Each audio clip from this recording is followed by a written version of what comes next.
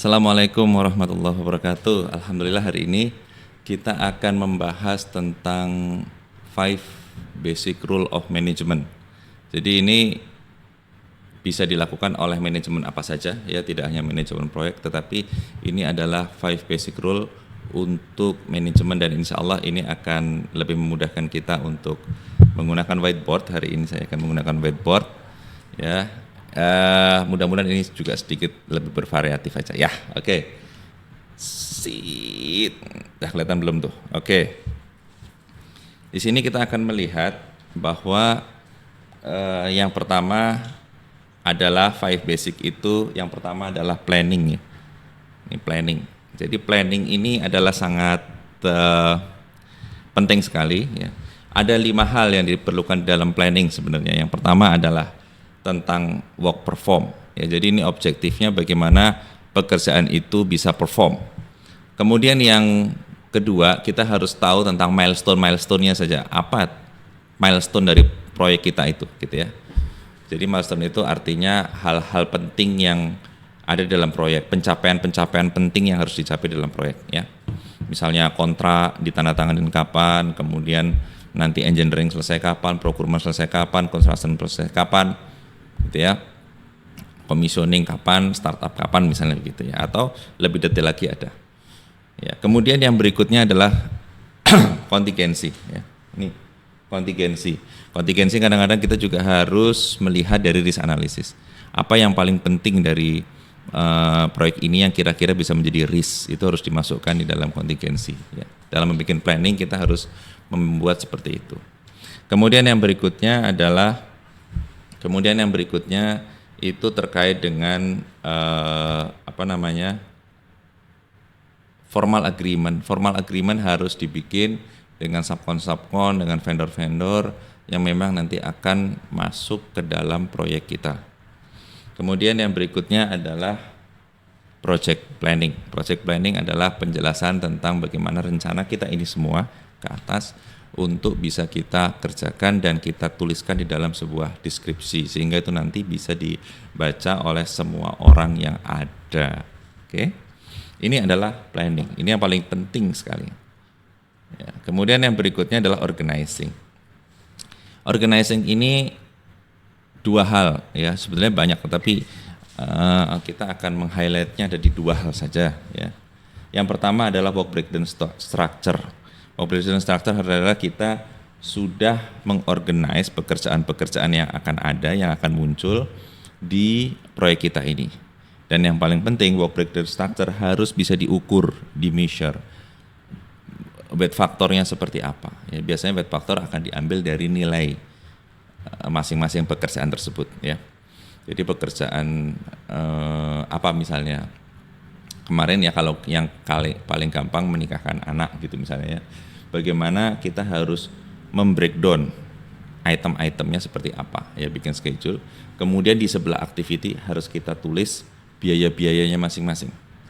Beli baju pengantin biayanya sekitar 10 juta, berarti weight faktornya berapa. Kemudian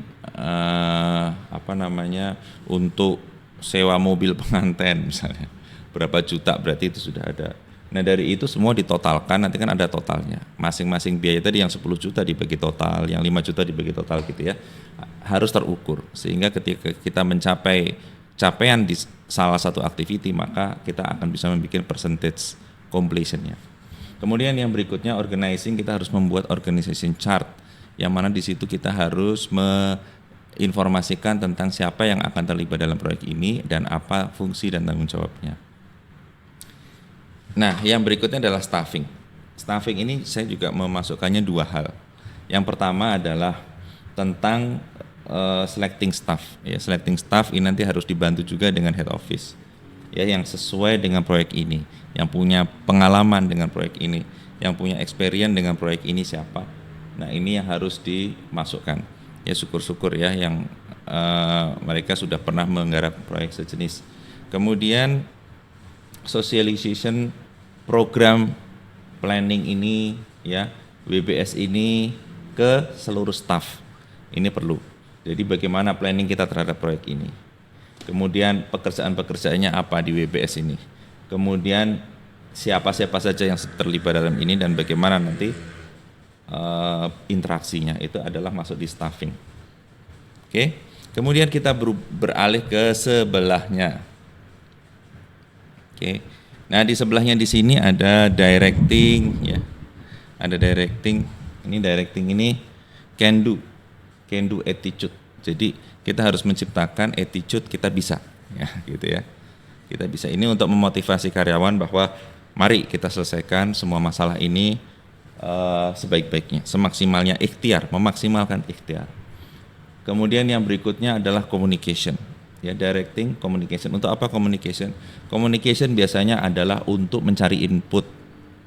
Jadi manajemen kalau mau mencari input harus membuat communication yang bagus kepada staff. Oke. Sehingga staff itu mau ngomong, mau curhat gitu ya.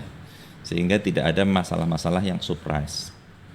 Kemudian analyze dan solve problemnya. Jadi setelah kita mendapatkan input dari communication, kita harus menganalisis dan menyelesaikan permasalahannya sesegera mungkin.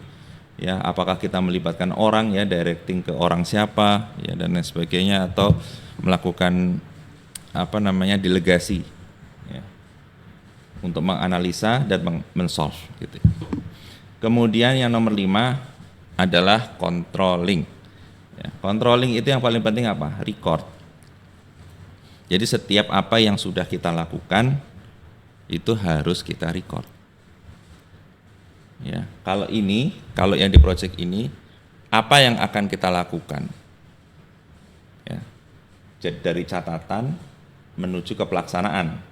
Kalau yang ini dari pelaksanaan yang kita catat, gitu ya, record. Record ini sangat penting. Record.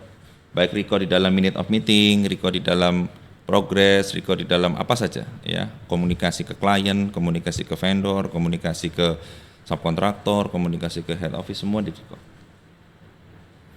Ini susah-susah gampang. Yang kemudian yang berikutnya untuk controlling, planning and actual tools. Jadi buatlah tools ini bukan berarti harus software, tetapi bisa saja dari PMS, dari Project Master Schedule, ya, kita bikin plan dan actual tools yang gampang, yang kita bisa melihat kapan delay, kapan menuju delay, kemudian kira-kira problemnya apa gitu ya. Jadi itu yang paling penting, ya, ada 6. Sekali lagi, yang pertama adalah planning, organizing, staffing, directing, dan controlling. Ini adalah berlaku untuk siapa saja, bagi Anda yang mau jadi koordinator apa saja, ya, tolong diusahakan itu ada, ya, supaya nanti pekerjaan kita akan lebih mudah. Karena ini udah international standard dan mereka sudah melakukan ini dengan analisa yang baik dengan orang-orang yang experience, sehingga dibuatlah aturan-aturan seperti ini. Ya, insya Allah ini semua akan bisa kita lakukan dengan baik, dan insya Allah kita bisa menghilangkan banyak dispute dan membuat tim yang bagus gitu ya. Oke, itu saja. Terima kasih. Jazakallah khairan katsiran. Assalamualaikum warahmatullahi wabarakatuh.